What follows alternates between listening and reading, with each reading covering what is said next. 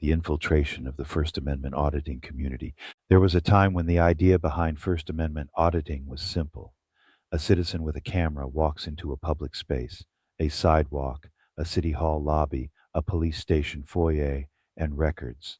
No threats, no weapons, just a camera and a question. Does the Constitution still mean what it says? The premise was powerful. Government employees, paid with public money, operating in public spaces, being observed by the public.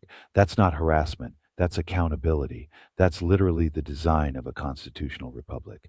But somewhere along the way, the movement started attracting the wrong kind of people. Not activists, not journalists, not civil libertarians, predators. And if we're being brutally honest, some of them are pedophiles. Now, before people start clutching pearls and screaming that this is an attack on the auditing movement, let's get something straight. The First Amendment is not the problem. Cameras are not the problem. Accountability is not the problem. The problem is that any movement built on confrontation, viral video culture, and internet fame becomes a magnet for unstable personalities and people looking for cover. And the First Amendment auditing community has not been immune. Over the past decade, multiple high-profile figures in the auditing scene have been arrested or convicted for crimes involving minors. Some were producing viral cop confrontation videos one week and being booked on child exploitation charges the next. The whiplash is enough to give anyone intellectual vertigo. It creates a serious problem for legitimate auditors and civil liberties advocates. Because when someone who spent years screaming about constitutional rights suddenly shows up in a courtroom facing charges involving children, every police department in the country gets a propaganda gift wrapped with a bow on it. Suddenly the narrative becomes easy. See, these auditors are criminals. See, they're dangerous. See, they're predators. And just like that, a movement originally built around transparency becomes smeared with the actions of a few deeply disturbing individuals. But here's the uncomfortable truth nobody in the auditing community wants to talk about. Movements that grow fast without structure become ecosystems, and ecosystems attract everything, the good, the bad, and the deeply rotten. Some people joined auditing because they believe in civil rights. Some joined because they hate authority.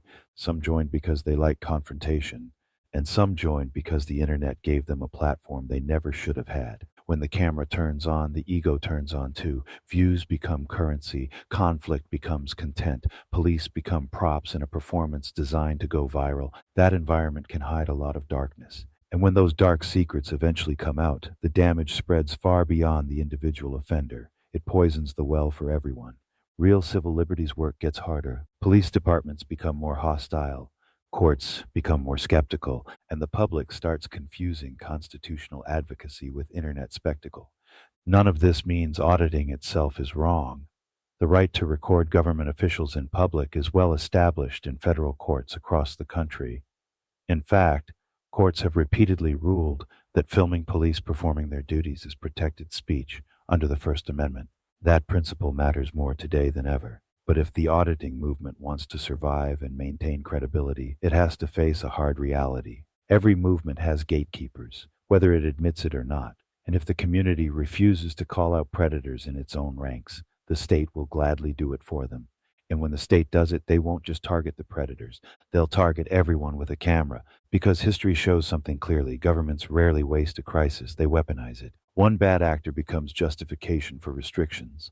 One scandal becomes a new law.